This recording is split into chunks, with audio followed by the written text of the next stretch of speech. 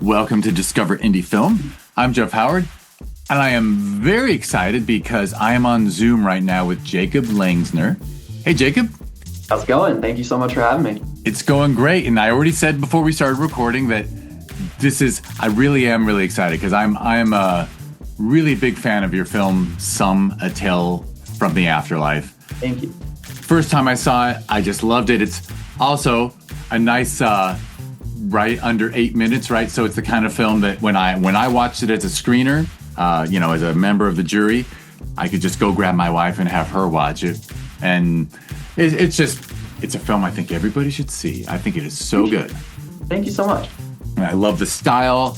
I know that you did base it on the work of a Stanford professor, right? A Stanford professor. You even gave David Eagleman writing credit. Oh, he did. I mean, I took the words directly from his book, which I read the first time actually when I was 7 or 8. And it kind of blew my mind. It's one of those philosophical things that just had me thinking for so many years that, when I got older, and especially when I had the chance to meet him at Stanford, I just, it seemed like perfect source material. And to be able to connect with him and pick his brain about it was just a phenomenal opportunity. Yeah, absolutely. And it's A Tale from the Afterlife. Well, I don't think we can spoil it, right? Like, we can just say that, what you did is you basically used animation and other footage and real world footage to add visuals to his book. I actually haven't seen the book, but I assume you pulled from the book. Are there visuals in the book too, or? No. So the book is actually a compilation of short stories, and I chose the short story that I thought would be kind of most amenable to translating easily into an animated visual style. But there's, I want to say 60 short stories that range from 10 pages down to 2-page kind of poetic prose mixes that are just really wonderful, thought-provoking compilation of pieces.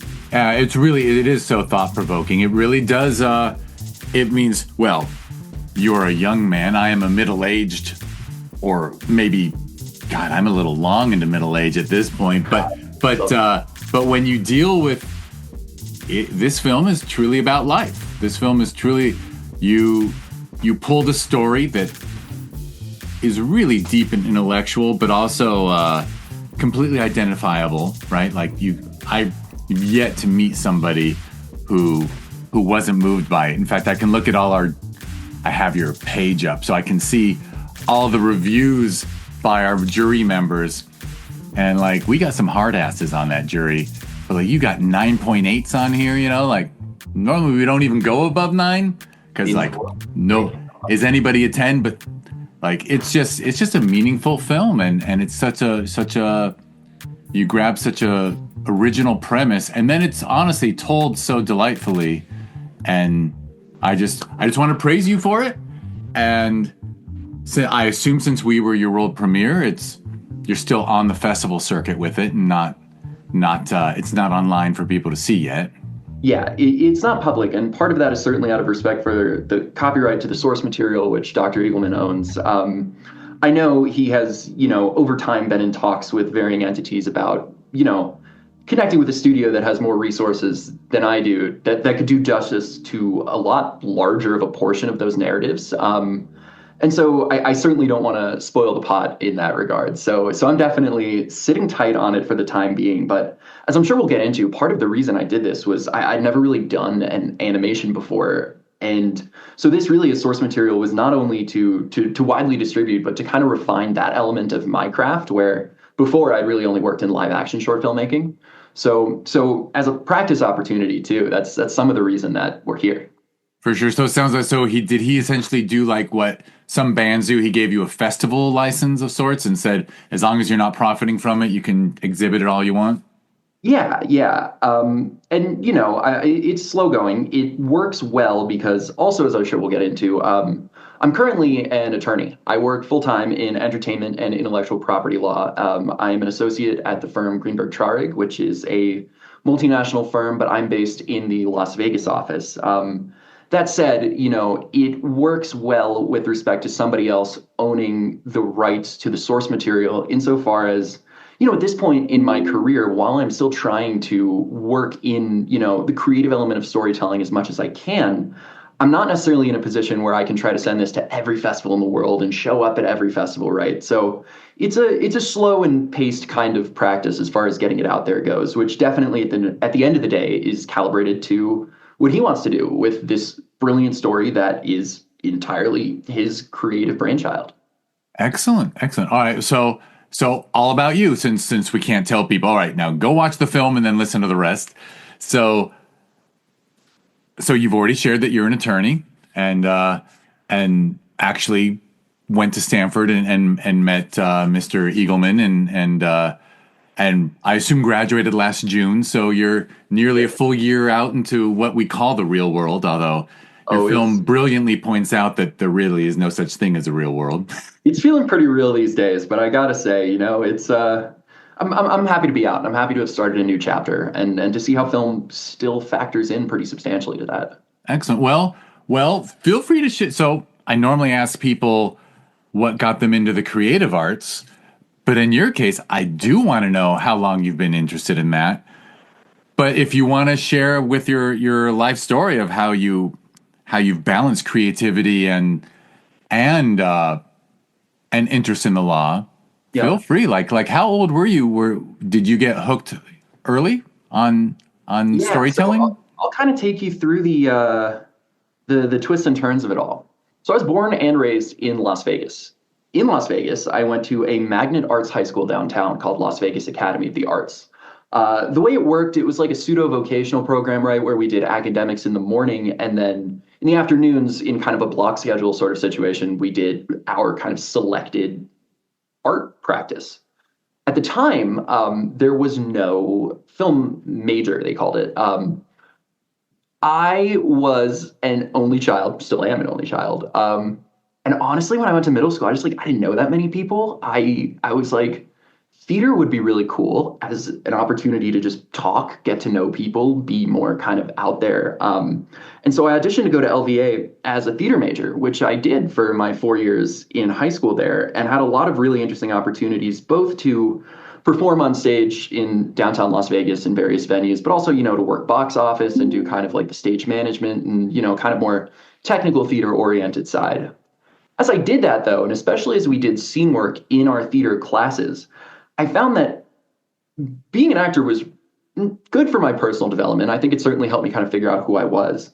But where I found that I shined and really connected with people was as a director, was watching other people's scenes and giving that feedback, and kind of from that more objective position, seeing how the emotion could be brought out more from these kind of discrete little stories that we were telling.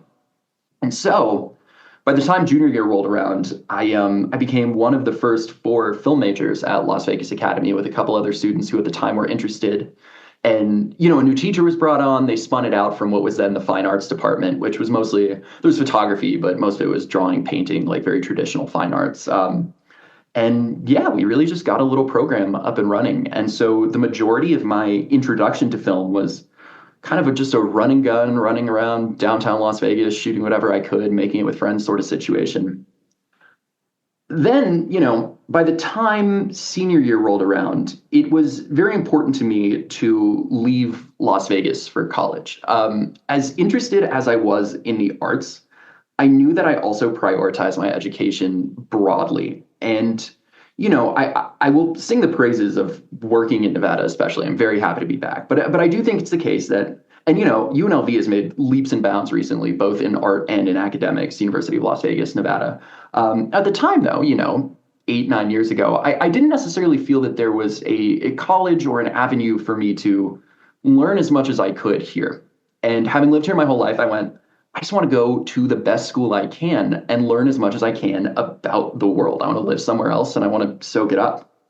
To that extent, I was hugely lucky to get into Stanford. And I do think to a large extent, the reason I was accepted was because I was able to, in my application, communicate, here's all this film work I've done. Here's these kind of like junior festivals that I've been a part of through high school, all that. So they took me on, kind of knowing that I was, in some sense, the art kid at a school that is primarily technical. I mean, hugely STEM oriented. And that really did remain my identity. That said, throughout undergrad, Stanford does not have a film program. They do not have a filmmaking program for undergrads. There's a documentary graduate program and there is a film studies program. But at that point, after looking at the curriculum, I kind of thought to myself, well, shoot, if I'm going to be a film studies major, I might as well just major in philosophy.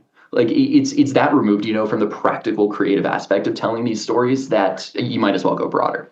So, through various clubs and most of the time kind of through my own initiative, I connected with a community I'm still very close with of a lot of other young filmmakers there who didn't really have a structural outlet to do it within the purview of a class or a major system.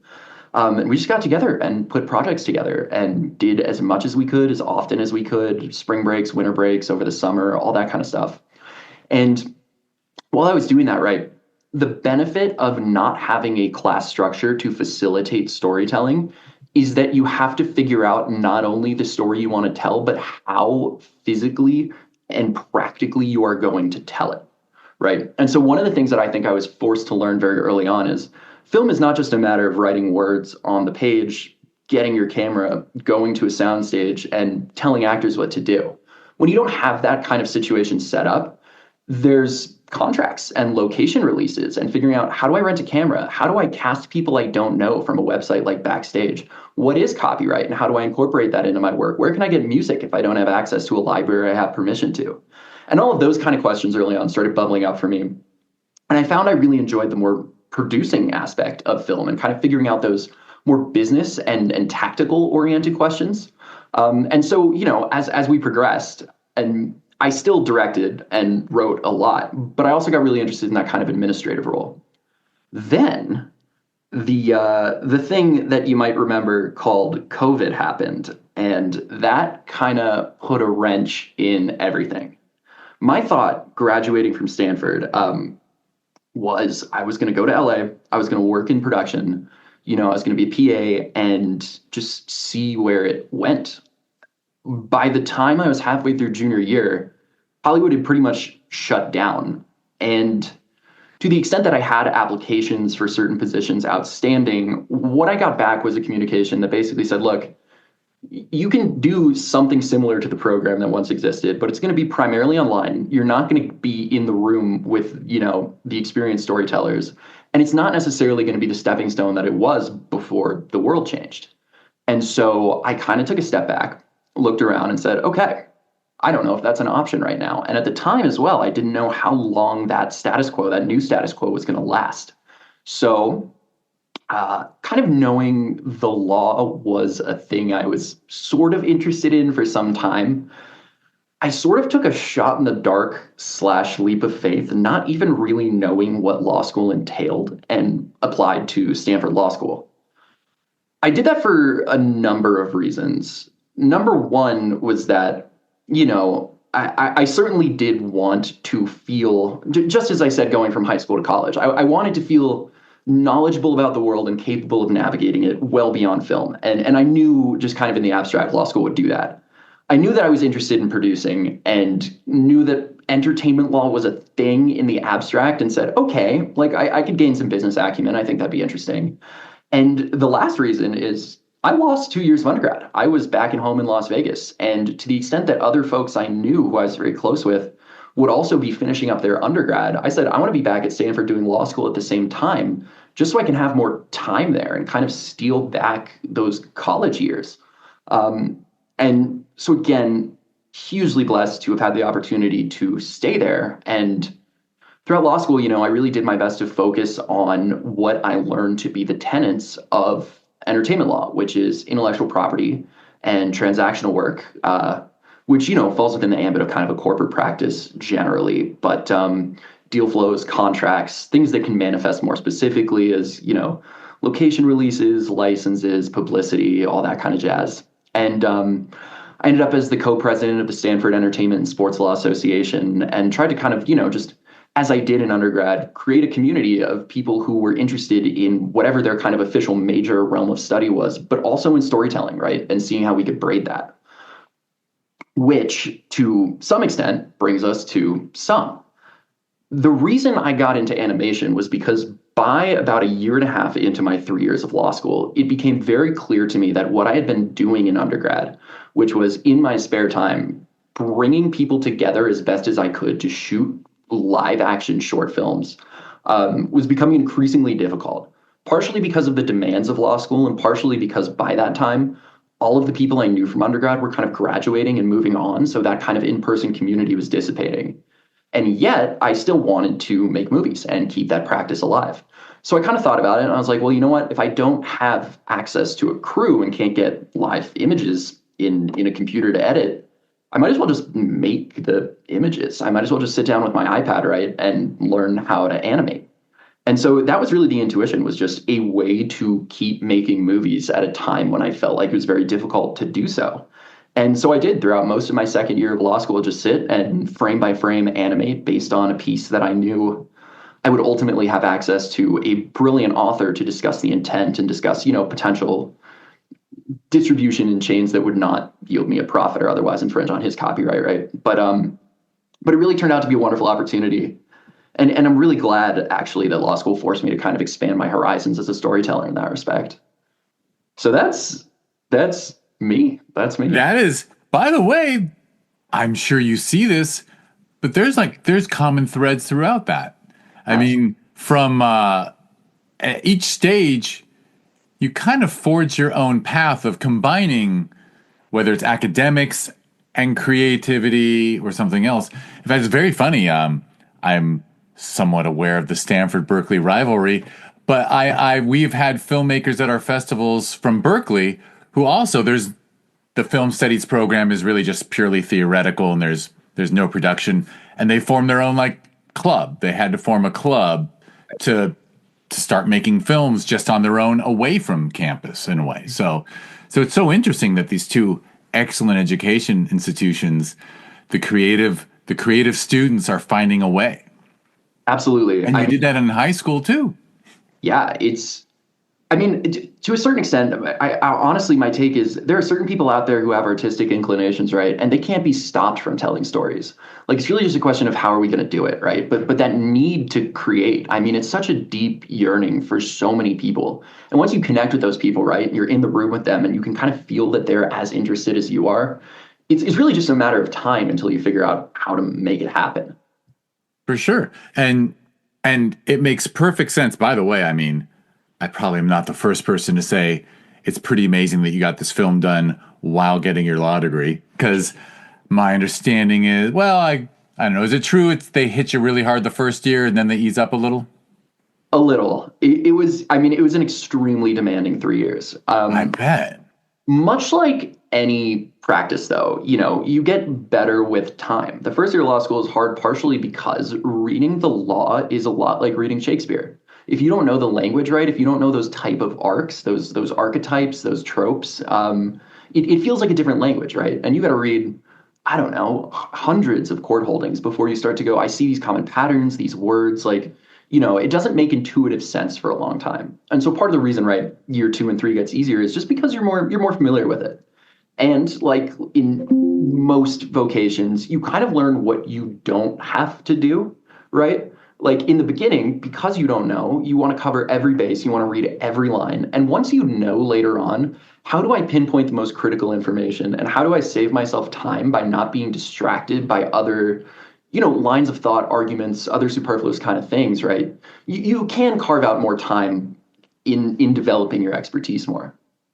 Yeah, and then your decision, it was clearly a great decision to pursue animation at that time, because obviously, yeah, what you're dealing with besides friends moving away or starting careers after they finished undergrad is that the hardest thing actually in indie filmmaking is managing all those people and getting them at the same place at the same time and on the same page.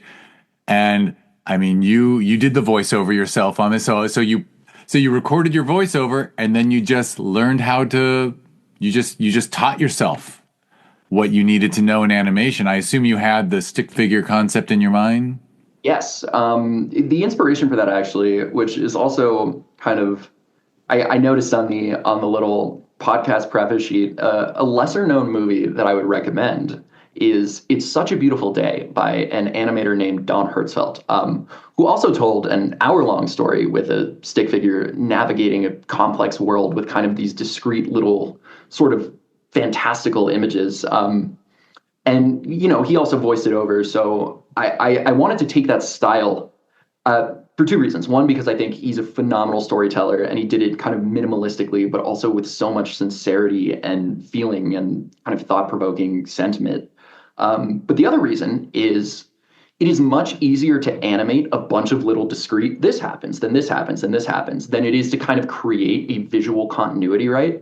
And so I simply just was not a talented enough animator to approach a narrative in any way other than a bunch of individual scenes that I then laced together with a more conventional editing software that I was just more familiar with.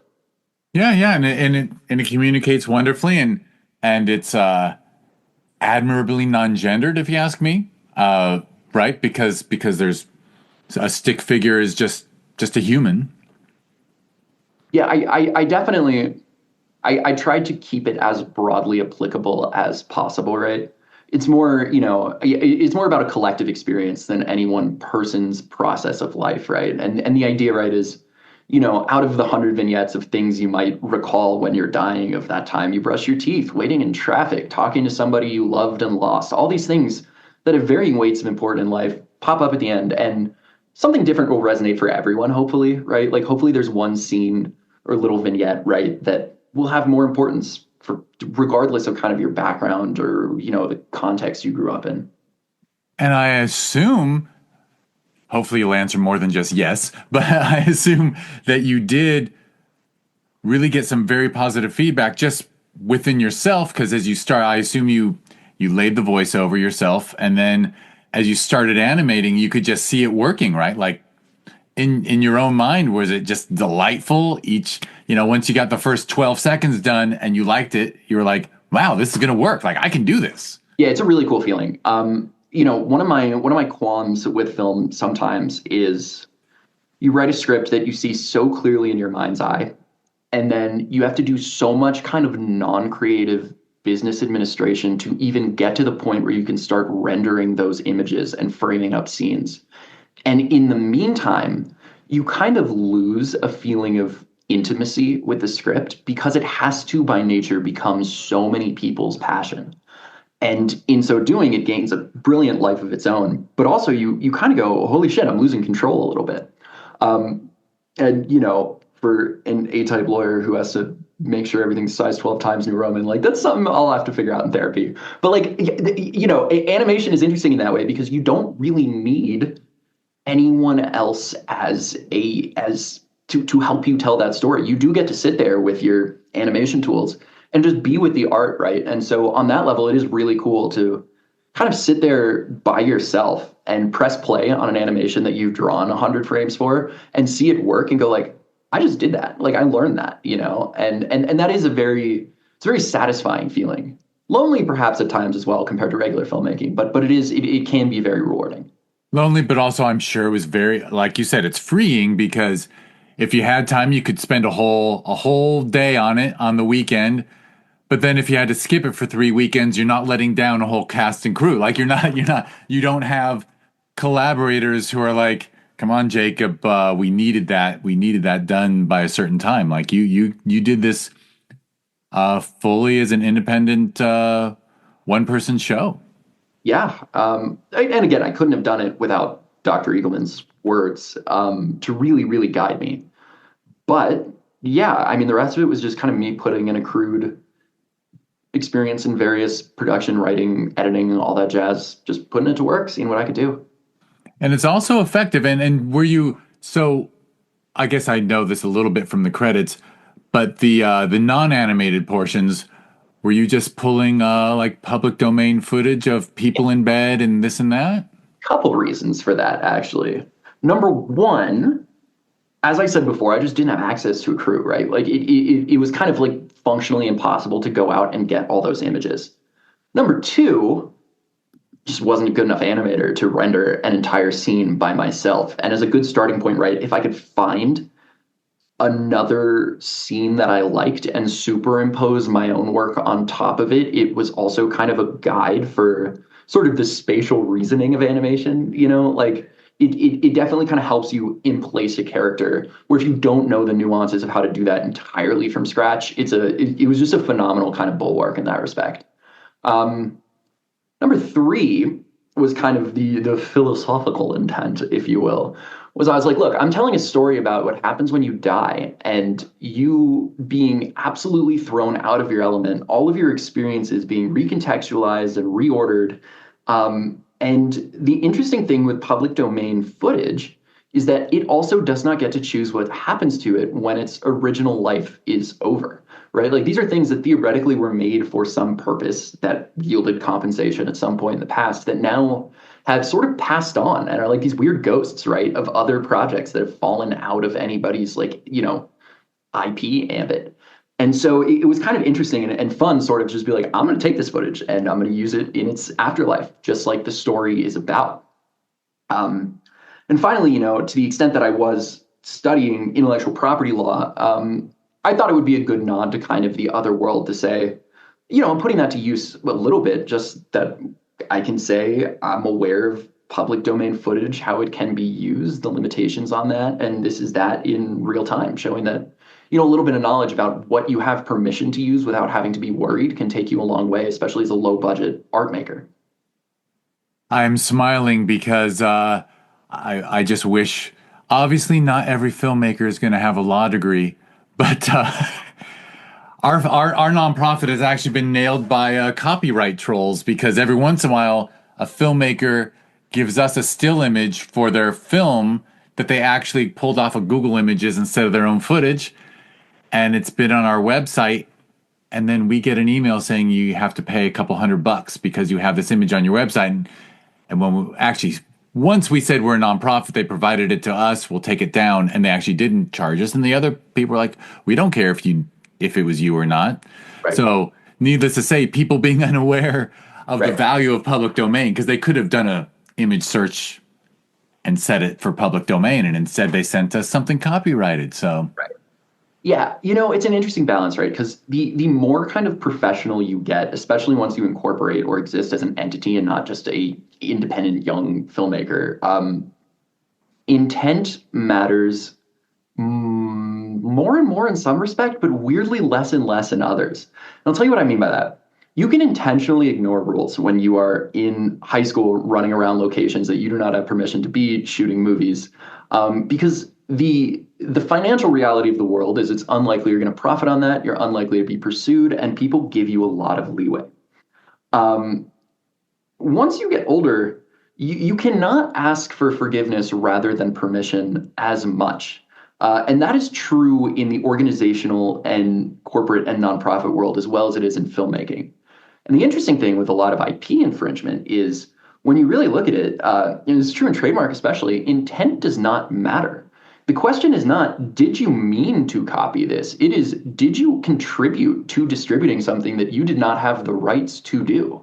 And that's right. That's where it gets really tough because a lot of people for those kind of cease and desist letters will send back and they'll go, well, this is somebody else's material that I'm just kind of putting on the internet, right? And of course, there is some argument, which is to say, I'm not a publisher, right? I didn't there are certain statutory carve-outs for internet hosting. But to the extent that you participate in the upholding or distribution, even if you didn't know it was copywritten material, it can expose you to liability, right? And that's where entertainment law becomes pretty important to foreground the creative work and to understand, right? Like you can tell such a great story, but if your essential scene infringes on rights and suddenly you can't distribute it or share that story with people who you care about, it's extraordinarily difficult and even heartbreaking at points. So it's tough. I resonate for sure. Oh yeah. Yeah, no, don't get me started on when I watch a film that I adore that's submitted to our festival or sometimes in our festival. And of course, we're just exhibiting, we're not. But when filmmakers just grab a popular song, they don't have the rights to, it breaks my heart. I'm like, you don't know what you're going to get. This is going to get pulled down all the time. You've kind of screwed yourself by falling in love with that song and not just grabbing something from a public domain website or having a friend with a keyboard just do something that's not as good. But yeah, it's obviously film with sound and image is rife with trademark issues. Absolutely. And to that note, somewhat tangentially, I also do think we very luckily exist in an age, not even going to touch on AI and music generation in that context, because I mean, that's the wild west of copyright infringement, and I mean, we certainly can't talk about that. But even beyond those kind of tools, if you sit down Adobe, right, and you download a free sound effect that isn't even music, it is amazing what you can do in a sound editing program after watching a couple of YouTube videos to make, if not a song per se, an atmospheric piece that bolsters your work that is entirely public domain. And what I mean by that is you can take a sound effect of like someone hitting a trash can, right? Like a 5 second echoey thing that you can get on like freesound.org and slow it down by 500% and add some reverb. And suddenly you have a minute and a half of like a whoa, and like, boom, you've made a horror movie, right? Like, I mean, so it's interesting, right? There are other ways to get around that the more familiar you become with the tools that are available. For sure, for sure. But you either need to understand this yourself, or you need a friend who's an attorney who can, because if you're an indie filmmaker, you certainly can't afford an attorney. True, it's very true.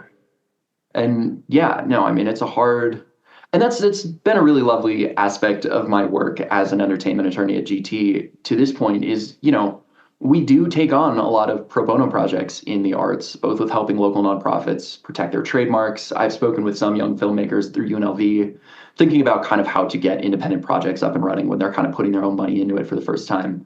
And as many other kind of prominent firms do, the incentive structure there is that, we all have a billable hour rate where it's you have to work this many hours to the end of the year.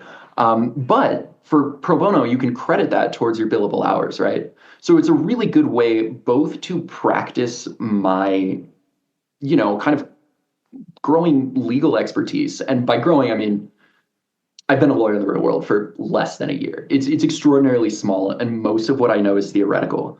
But working on smaller pro bono projects and having a context, thankfully through GT, where I can do that, is a great way to start growing those skill sets when it's not a huge, like, we're not working on like a Sony production here. It's like, it's small and manageable enough that at my stage, I get to do that and I get credit for that.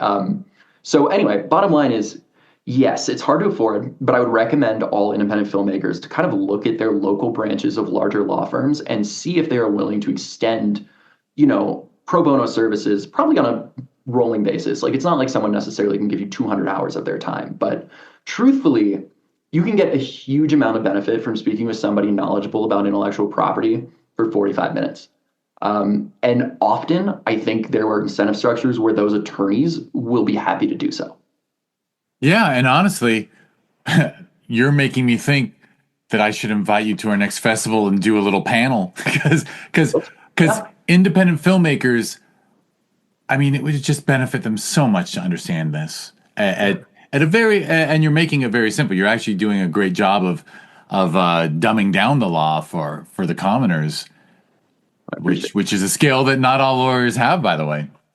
I mean, that's a storytelling, man. It's complicated. It's a hard practice and a hard profession, and especially when it comes to art, right? It's really weird trying to put a bunch of sometimes super bureaucratic rules to something as mercurial and subjective as art, right? Like, to ask a court inherently to say what is art feels wrong. And so there are points where it is really complicated and you don't necessarily agree with the logic of the rules. And yeah, it is a constant evolving practice to find simple language that feels ingestible, that is both accurate but not kind of overwhelming or confusing. But when you can find that, it definitely helps your own practice as an attorney too, because I mean, if you can't teach it, right? Like, if you can't explain it to a client, you almost certainly couldn't explain it to a judge if it comes to that. So it definitely is part of the approach. Excellent. All right. So on your creative side, did some completely inspire you to continue? You with animation, or is animation just? By the way, should I ask you how many hours can you estimate how long some took you? Hundreds. I mean, hundreds of hours, like over the course of a year and a half, easy. Year and a half, and a couple hours a week whenever you had it. Exactly. So where I'm at now with the kind of creative endeavor is, once things did quiet down in kind of the last half of my last year of law school, I met up with a lot of my friends who had graduated from Stanford in undergrad and were working in LA in various production-oriented roles. Got got together, kind of used my growing baby lawyer skills, and with their assistance and their own expertise, which in the creative world at that point surpassed my own, put together some, slightly higher budget, but still micro budget in the grand scheme of things, more complex projects that had like multiple day shoots with nicer cameras. And basically, I would say I put a lot of footage in my back pocket. I'm sitting with hard drives of 101 different things that we shot that over the course of the next couple years, I can sit down and edit. So it's not unlike the animation where I'm in a position where I now have something where in my spare time, I can keep working on that kind of on a slow, progressive, this is more of an outlet than my primary focus at the moment. And so, yeah, there's still progress. There's still storytelling every chance I get. And what did you come up with an outline of just things you wanted to capture and shoot? Or, because it sounds, that's a very original concept to just get some friends together and shoot a lot and then leave it on the hard drive for when you can pull things and start going through it. Yeah. So I might have misphrased that a little bit. I mean, okay. we executed like two, fully fledged film projects. Each of which you had screenplays and everything in line. Yeah. I mean, we did like 3 months of pre-production for each. Each one was about a 4 to 5 day shoot. Cast of 15 on one, about 20 for the other. A couple different locations. And it was the first time really that in my experience as a filmmaker. Also, I will qualify. It was the first time I was like, oh, I'm over my head. Even with the legal acumen, absent any sort of studio structure or expertise beyond what we had gained in our very little experience collectively, it was very intense. And it was a phenomenal learning experience. Suffice to say, the footage I have certainly aligns with the script and can be put together into a story. And independently, all of those shots are lovely because, we got to rent Aries. We put together like really just nice, crisp, lovely footage. And I'm intimidated by the edit a little bit because it's the nicest footage I've had to work with. And the truth of the matter is I probably won't make huge progress until I really do have a weekend where I can spend a good 10-hour push to really get it all in a timeline. That said, there are, projects that exist unsewn together, ready to be turned into that, final deliverable. So I'm excited to have those queued up and just keep working as much as I can. And because to balance out your creative and for lack of a better word, business sides, although business can be creative, it often is. So everyone you collaborated with, like you're not interested in hiring another editor. You do want to do the editing yourself? At this point, I'm not, only because this, so I'm barred in California. And as I mentioned before we started, I took the Nevada bar a couple months ago. Ooh, my light keeps falling. Sorry about that. Took the Nevada bar a couple months ago. And once I am barred in Nevada as well, because I'm based in Nevada, there are certain things I will be allowed to do in state that I couldn't before. And because of that, the work here, and that's the nature of being a first-year associate too, is gonna scale up increasingly. If I hired an editor at this point, there's still a level of oversight, right? Because, my friends and I are the ones who kind of understand the intent of the story and will want to maintain some level of kind of creative control collectively between us over these kind of projects, right? And if I outsourced cuts to an editor, there would still be a lot of time required to interface with that person. And if I was spending time outside of the legal sphere of entertainment, I would rather just be the one doing the editing than have another kind of sort of pseudo transactional thing going on and know that someone else was doing the creative part. And so to the extent that I like it, to the extent that it is sort of more about the journey than the destination for the time being, I'm gonna stick with it, see if I can do it myself. It's the right choice because you are a creative person and actually often isn't editing one of the more enjoyable processes. Oh, you can get into that flow state and just sit there. And again, it's just so exciting to see all that work come together. And when you just play through a sequence that just feels crisp and tight and compelling, and it's just a great feeling to see that happen for the first time. So it's nice and it's very fulfilling. Yeah, and like you said, on set, sometimes one can feel like one's in over one's head or it's overwhelming. But then, once you get down with that edit, whenever it happens, it's it's a really fun process to start bringing it all together, and you're alone you're alone at a computer, and you really don't have to you don't have all this weight on you. It's actually, I get that you enjoy it, and it's a good choice. It's a good choice to just take your time, and I'm very glad that your friends are patient. Yeah, yeah, yeah. They're it's a lovely counterpoint actually to my practicing the law now is that they're doing this every day. They're in physical production. They're making these kind of things happen a lot. And I am honored to be able to remain in that world through them. I'm lucky to have a community in LA of young filmmakers who will still give me the time of day, and hopefully I'll be able to pay that back as my career as an entertainment attorney grows. And as the complexity of the projects and the business requirements scale up proportionally, I'm sure I will find my way back in potentially a slightly different capacity, perhaps more as a producer than once being a director. But luckily, yeah, I got to stay proximate to that world and stay involved. For sure. And I mean, they're probably outliers, but I mean, I can't name them anymore, but there's a handful of TV showrunners and screenwriters and producers who did actually jump from the entertainment law side to the screenwriter creative side. Lisa Joy, who show ran Westworld, is a phenomenal example of that.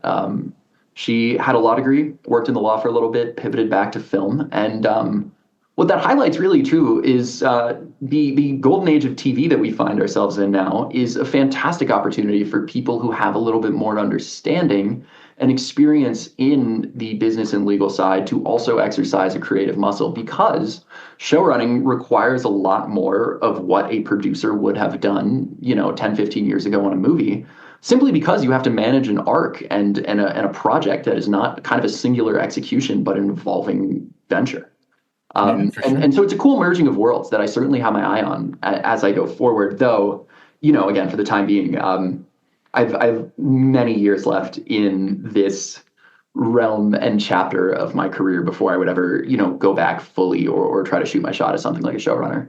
You definitely are a practical enough person that you've got to have your feet planted firmly with the law before Absolutely. you start toying around. But I think David Kelly is another one, right? Yes. David Kelly Absolutely. got pulled in. He was someone's attorney, and I believe a client said, "Well, why don't you come help write on this legal show?" Yeah. And now his list of credits is insane. Mm-hmm. It is, the more I do the law, the more I find myself gravitated, somewhat tangentially, the more I find myself gravitated towards kind of fantastical narratives, interestingly enough, not like legal dramas. And part of that is just, the dichotomy, right? I mean, the escapism that is afforded by fantasy pieces, think, Lord of the Rings kind of stuff, right? It's just really nice to have a world that is entirely impractical on some level, and to have characters that don't really reflect what I see day to day. So if I were to do it, my inclination would almost be to go into genre play at this point than it would be to kind of reflect my lived experience. That might change when I have 20 years of lived experience and a story to tell in that respect. But in a more abstract sense, legal writing is, though it is creative with the arguments you put forth, it is not necessarily compelling prose to the average person, right? It's not fun for anyone but a lawyer to read a good legal brief. And so I do write a lot now. I write a lot of longer form screenplays that I certainly would never make anytime soon. I mean, features, pilot episodes for a 60-minute TV show kind of stuff. And those are also just things I have in my back pocket. But the act of writing in a non-legal way is extremely refreshing and a really good kind of counterweight to the type of work I do during the day. Yeah, seriously, it sounds like a brilliant way to avoid burnout. It is. It's really nice. And it also, it keeps you it keeps you sharp if you don't, and it's relaxing if you don't judge yourself too much, right? Obviously when we put out work product in the firm, it has to be as tight as we can get it under the deadlines that we are afforded. But when you go write in your spare time, right, it's more about just putting the words on the paper. It's about getting the story out there, and you can always go back to it and refine it more. But the fun of it is it's the development, it's the imagination. And so it's really nice, and it can be a very relaxing and enjoyable process. Yeah, well, and I see what you're talking about even in some, because in some, you regardless of where the sources were, whether it was public domain and some animation, but your world building, it's fantastic. It's a fantastical world you build. Actually, yeah, inspired by the source, it is really an absolute retelling of life, Mhm. which you don't get more fantastical than that. Yeah, that's where it's at. Definitely. Excellent, excellent. So, well, so you are you're doing great. Trying my best. I appreciate that. And has some have you gone on to play at other festivals now? As of yet, no. I might toy around and submit to a couple other festivals, and Right. So it's that you're not some filmmakers like, oh, I submitted to 100 festivals right off the bat. so my intuition is I only want to submit to festivals that I know I can go to in person. Um, as we kind of briefly discussed, also I think before we actually started recording, yeah, the benefit of a film festival, especially in the age where everything is disseminated digitally, is to share that communal experience and to build that community. Both to meet people who ideally as clients one day I can help tell their stories at larger and larger scales, and to just meet new friends and creative collaborators and to feel part of that world in person. So I am very selective about the film festivals I submit to. Part of that as well, as I said before, is respecting the ownership of the source material, which is not mine, and I want to give credit where credit is due. And yeah, there's no reason for me to dilute the power of the narrative by just putting it on various platforms that are not as meaningful to me. Yeah, absolutely, absolutely. And but I'll ask. This is a very festival runnery question, which is, do you want to share how it felt like to see it on a 65-foot DCP projection screen? 'Cause It's extraordinary. I mean, so I've done, I've had other films and festivals in the past, and there's like two ways you can kind of hit up a film festival when you're in the auditorium. And it's really easy to get sucked into the first way, but the second way is a lot more beneficial as a filmmaker. And here's the ways. Number one is you can look at your own movie on the screen and watch it and go, wow. And that is awesome. And it's a cool feeling. And sometimes, because this is a hard profession, it is really worth giving yourself that pat on the back and saying, look at that. Like, it's up there. The second way, if you have the bandwidth to do it, is instead of just watching your movie, look at the audience, right? If you have the opportunity to be in a packed house and see how people respond collectively to the beats in a story that most of the time you're sending individual links to people, they're going to see it on YouTube, they're going to see it on their phone, they're going to see it somewhere where they're isolated, and you don't know how they feel about it until afterwards. And oftentimes afterwards, right, especially if it's someone who likes you already, they're going to tell you, hey, that was really cool. But if you see organically in the moment the places where people laugh, where people gasp, where people lean forward, what you learn is how well you put a movie together and how you can do that better next time. I mean, certain things I went, if I added 5 more seconds to the end of this scene as even just this little denouement, people would be more well primed to be impressed by or taken by that next image, right? Or in other things like, oh, I should have sped this up because I can see even just a little bit people are getting antsy here. And it's those kind of learning experiences that make the in-person festival experience really, really important. And it must be really. My assumption is, I mean, you're working on a computer the whole time you're doing your edit, and obviously everything post related, I assume you did yourself. Yeah. So to see that image hold up projected so huge, like, because I confess, like, one reason our festivals, we sometimes get teased, and we might fix this, but we don't announce our award winners till after the festival.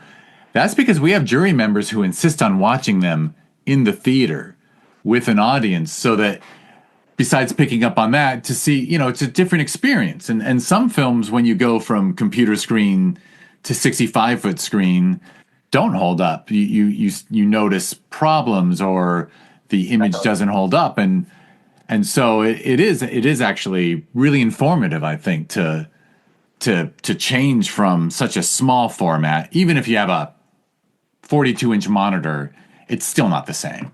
No, and you're absolutely right. And it is scary. I mean, that first moment when you know your film's up next, and before that first image does come on the screen, you go, "Holy crap! What if the export was wrong?" Right? Because it's like you don't own a movie theater. Like you literally can't pre-screen it, right? Like the truth of the matter is, when you see it, is the time that everybody else in the room is going to see it for the first time. And so there Actually, is that. correct me if I'm wrong. You did actually email us with questions about the DCP, right, and frame I did. rates. I did. Yeah, yeah. Yeah. And I was assured by our technical advisors, thankfully, that we do rent a really high quality theater with the most recent DCP Yeah. projectors there. Yeah, I think our guy told us, oh, yeah, the first generation couldn't handle it. Second and third can, because there's been three generations, I think, of DCP projector. I mean, you pulled off an amazing show. It worked really well, and everyone else's did too. I mean, there was not a single film in the block that did not kind of have the visual impact that I think it was intended to. I mean, the images were clear, the storytelling was crisp, it was nice. But yeah, I mean, the more technical aspect of filmmaking, right? Like the literal, here is like the code behind how we translate this image from one screening device to another. That is like that's where we get to the line where it's a little beyond my purview. I certainly am not a computer sciencey type, and yeah, you'll always see me send an email just being like, "Hey guys, just want to make sure I didn't make the computer explode here." So it's never hurts to check, right? Oh, we've had problems. Now and then you can't predict it, but yeah, yeah, especially sometimes frame rate, but sometimes yeah. Anyway, I don't have to talk about other aspect ratio disasters, but sometimes the computers don't understand what they're supposed to do, Oh, and it always breaks my heart when an image isn't what it's supposed to be. But right. And I mean, it's an emotional drain too for the people who really put the work into it, right? It's tough. It's yeah, I tough. think they lie to me when they tell me it's okay. I'm like, I'm really sorry. I can't believe that happened. It was amusingly once it was a filmmaker who went for a free DCP service Mhm. and they put a watermark on his DCP without him knowing. And they shrunk the image from the full screen to like probably a third of the screen, thumbnail in the center. So it was a thumbnail in the center with a watermark blocking it, and we showed that on a 65-foot screen, and Oh, I was suffering. Every second was murder for me. like on some level, it has to be okay. One of the most important phrases in film and any artistic endeavor is "I will handle it." Like you cannot engage in this career without bafflingly large missteps. Like there is no way every time you want to communicate the message you want to communicate, it comes across clearly and perfectly. And learning that you can handle that is very important. So like it's simultaneously okay and not okay, right? Because it's like what happened happened. And you do sort of have to just say, what good can I find in this, right? Like stewing on that instead of just, well, where can I screen it next? How can we do it better next time? It's really just a question of approach, right? Oh, for sure. And honestly, in that situation, obviously it wasn't our fault that there was a watermark. I always wanted to say to the guy, "What were you thinking? You really think you can get something for free?" Yeah, that is the world we live in. Yes, the price of free is never well, sometimes. Sometimes. Excellent. All right. Well, so it sounds like you're an attorney and you're working hard and you're about to pass. I've no doubt you will pass that bar. Appreciate that. It's a hard test. I got my fingers crossed. And it is. I have had friends move from state to state and really struggle with it. In fact, Yeah, one of the biggest bummers is that entertainment and intellectual property are not really tested at all on the bar. And so I was working in this firm for a good couple months, really setting down my roots and working with some really compelling clients. And then, you got to take a couple weeks off to study the rules of evidence again in a criminal case. And that's just like so not where I'm so certain that's not where my career will go, that it is kind of a splash of cold water, right? To fall back into that and have to kind of relearn these things that you haven't attuned yourself to the specifics because your passions lie elsewhere. And that's not to say it's not hugely important. And the benefit of doing it a second time is to have a refresher on all of those things. Because I mean, procedural concepts come up regardless of the nature of the law you're practicing. And it is important to know that.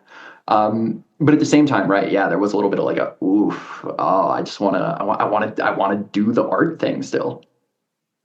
Well, and the great thing is you can. That is Yeah. truly you know, even I mean, needless to say, you're a bit unusual for us as a law student slash attorney filmmaker, but we have whether people make a full time living as a boom operator on sitcoms and they're still writing and creating, or they're an AD. A lot of people support themselves as one thing, and then they still keep their passion projects going, and it's honestly, I do also think that a film like yours, I'm actually going to compare you now to those people who get a little team together and they have a feature script and they shoot it over like 10 months, doing like a weekend here, a weekend there, whenever they can. But they refine it over time and they take their time. And instead of just shooting everything in 9 days and then living with what you get, I actually think that the not pressuring yourself to do it immediately and not giving yourself an awful deadline to just get everything. I mean, I understand there's value to deadlines, but the creative process where you let the art breathe, which is exactly what you did with some, is I Mhm. think it often works out the best. Yeah. I think you're absolutely right, and especially as a younger filmmaker slash lawyer, I kind of have to ask myself like, what's the rush, right? Like there is so much still for me to learn in this practice, and there is plenty of time to make movies. There was a time, in the pre-COVID world where I was like, I have to do certain things in order to have an opportunity to be a PA, and when that avenue was kind of surprisingly ripped away at a time when I had to graduate into the world, it really recalibrated how I thought about it a little bit because I was like, I don't like, I don't need to do X now so that I can achieve Y then, right? Like the path I have taken puts me very proximate to the arts. And being a filmmaker and continuing to be a filmmaker allows me to connect with clients in a way that if I didn't have that artistic experience, I couldn't. And I'm super grateful for that. But I, I'm under no obligation, right, to put out a short film within the next 3 weeks or else. And that is a little scary because I do have to be tough with myself to keep the practice alive. And even though it is often a phenomenal creative outlet, to still stay regular with these projects when it feels a little daunting or taxing. But it's a progression. It's a progression that doesn't have a specific end date, I guess, is the thesis.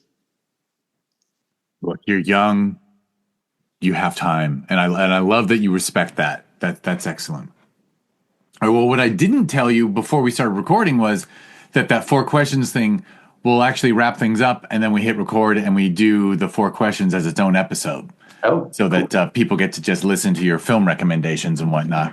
Beautiful. But and I believe that when I introduced you, I was so what can I say? I come from a family, we're all about education, so I leaned on the Sanford Law thing. Instead of I name your awards? I don't think I named the awards when I introduced you. I don't think so. Son of a gun! That's like my normal. It's right on the screen in front of me. You're on this screen. On this, the second monitor has my notes. And I was when I introduced you, I was supposed to say that your film, Some A Tale from the Afterlife, took home our grand jury award for best short film animation. And the Filmmakers Award, that's the grand jury award is our selection jury, and the Filmmakers Award is chosen by alumni of filmmakers who have been at the festival in previous years. So it's really an award from your peers. And they gave some the Filmmakers Award for Outstanding Writing to Well, David Eagleman, of course. yeah, So that's all not, David. That's true. not that he wrote his he just wrote a short story, but now his short story, he's got an award-winning. I'm sure he won many awards with that book, but I'm sure he has and will continue to do so. I am so deeply lucky to have had the opportunity to work with his writing. I would recommend to everybody. It's a pretty short read, even if you read all 60 short stories. I mean, that 6-minute movie or 8-minute movie was probably 5 pages on the page, right? And I mean, you can get 60 snippets like that that are brilliant. So look up some, find it, give it a read. It'll give you a wild afternoon for sure. It will, and I can say, like, I mean, the film is very moving actually for my obviously I have a perspective of being someone who's you live a little while and you lose people close to you, and not just family but peers and things, and need to say COVID wasn't easy. I lost a best friend to COVID actually, so seeing a film that directly confronts how precious time is. Mm-hmm. Mm-hmm. Is of great value. So even though I'm urging you to take your time with your creative pursuits, yeah, before you know it, you're going to be an old fart like me. So keep creating. Always will. I appreciate that. And do you have a social media or website where people can follow some and follow you and try to make sure they catch if it's at a festival near them? Totally. So my Instagram is Jake Langsner, at Jake Langsner. So Jake as in from State Farm, Jake. Langsner, my last name. That's Langsner.